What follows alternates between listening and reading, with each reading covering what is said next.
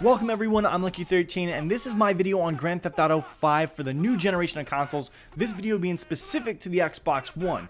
If you guys didn't know, you must live under a rock that the Xbox One just recently got its own release of Grand Theft Auto 5. And by just recently, I mean it was released last night at midnight, and I know that because I was at the midnight release. Now I don't have anybody to just drop this game off in my lap, I don't have early access to it. I'm just a typical gamer who wants to go out and get a good game. So when I went to the midnight release last night, we didn't get out of there until about 12:30, 12:45. I didn't get home until about 1 o'clock. So by the time I got home, downloaded the game, and then I got up this morning to get up extra early to make the videos for it. I had to work today, so you can kind of understand, you know, after about maybe 4 hours of sleep, maybe, I'm feeling a little bit, I'm feeling it. I don't know exactly what the word is, but I'm definitely feeling the 4 hours of sleep. Maybe 3 hours of sleep. I don't know, my math isn't too good right now. So, first things first is got to be this first person view. That's the thing that just, when you first look at Grand Theft Auto 5 on the Xbox One, it's that first person view.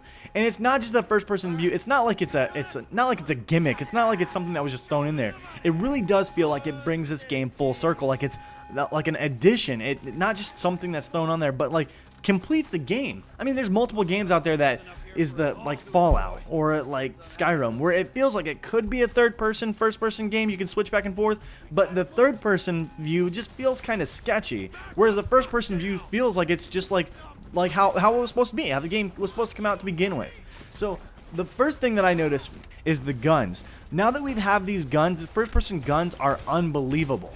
But we also have this awesome driving. We were able to see through the windshield or whatever before, but the first person driving, actually getting to see your character's hands move, getting to see the radio, you get to see the speedometer, you get to see all that, is so much different. And the other really awesome thing about the first person view is the ragdoll physics. Whether you're getting ejected out of a window, whether you're getting hit by a car, whether you've run into something on a motorcycle, and I've got to say it, the first person view on a motorcycle is just fantastic. It rivals most of the racing games that I've played up to this point. Whether it be Forza, whether it be Need for Speed, that's just that feeling that you get whenever you're cruising through traffic and you're, you know, just kind of weaving in and out of traffic.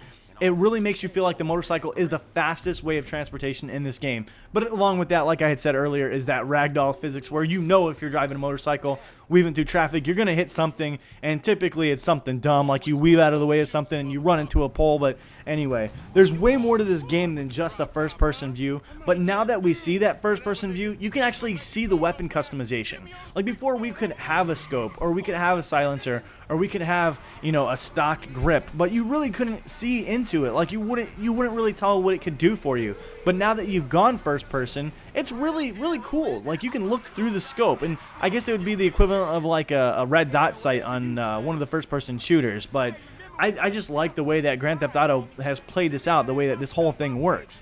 And it's not only that that's changed, not only the weapons, it's not only the first person, it's not only the driving, it's not only all of that, but it's also the controller scheme.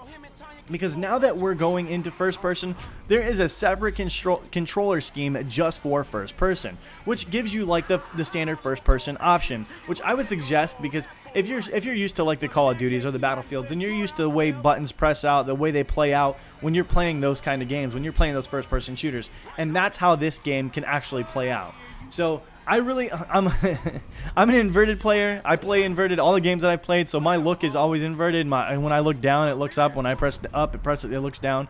But the other options in this game, when you're bouncing back and forth from first to third person, because those are options, you don't have to play the game in first person. It's not like a love it or leave it situation. You can play it in first person. You can play it in third person. You don't have to do one or the other. You can kind of switch back between, you know, both.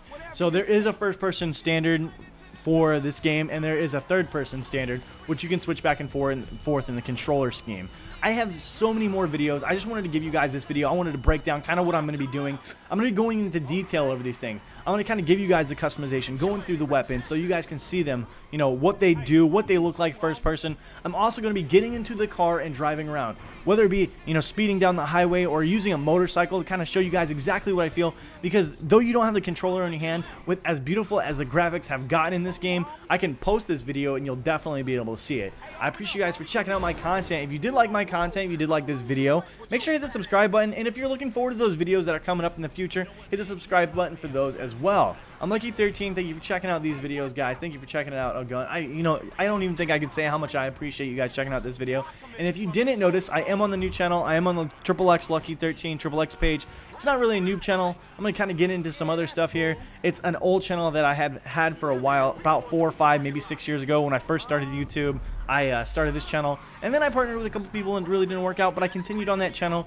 It's just not the way I wanted to go with it anymore. I'm going to get away from doing that. I'm going to go back with what I'm comfortable with, more off the cuff, less scripted. I'm going to go with, something that I know, something that I feel, more comfortable with. Like I said, I appreciate you guys again for checking out this content. I don't want to beat you over the head with it, but thank you. And until my next video, guys, I'm out.